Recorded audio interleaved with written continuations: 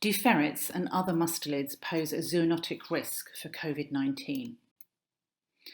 A lot of research has been done this year in terms of investigating whether mustelids and ferrets in particular can be a reservoir or source of infection to humans of SARS-CoV-2. As of now, no animal to human infection has been confirmed from ferrets.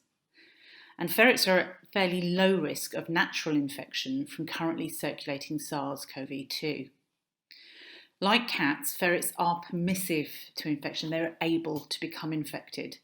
And amongst the domesticated species, cats and ferrets are the two most susceptible to infection. SARS-CoV-2 infection has been confirmed in ferrets, and it causes fever and loss of appetite. What's the experimental evidence to date regarding ferrets and COVID-19? The susceptibility of ferrets to COVID-19 is based on the architecture of the angiotensin converting enzyme 2 receptor. ACE2 proteins allow SARS-CoV-2 to bind to host epithelial cells. Ferret ACE2 proteins have less affinity for SARS-CoV-2 than human ACE2 proteins. Viral dosage is important in transmission of SARS-CoV-2. And transmission is only remotely likely between humans and truly domesticated pets. So, for example, those that live in the same house and those that have prolonged and close contact. Ferrets infected with high intranasal doses of virus developed elevated body temperature, and viral replication has been shown. Experimentally infected ferrets shed virus in nasal washes, saliva, urine and faeces for up to 8 days post-infection.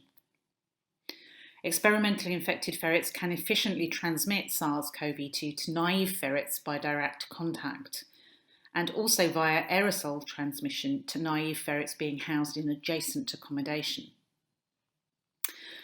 Interestingly, those ferrets who were infected directly became unwell, while those who were infected via indirect or aerosol transmission did not, thus strengthening the argument that initial viral dosage is crucial for establishing infection within an animal. So what's the advice for the profession? Theoretically, ferrets can shed virus which could potentially infect humans with whom they're in contact. Now, extrapolating from work done on the original SARS-CoV, in this case, viral RNA can be found on the hair coat. However, there was no record of live SARS-CoV virus being found. So in terms of reassurance, this allows us to consider that it is unlikely that SARS-CoV-2 live virus would be found on hair coats. So handling alone would be unlikely to result in transmission unless there were contamination with bodily fluids.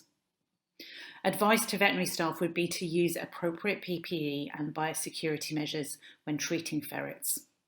And be especially careful if the ferret is from a home or situation where there has been a known SARS-CoV-2 infection.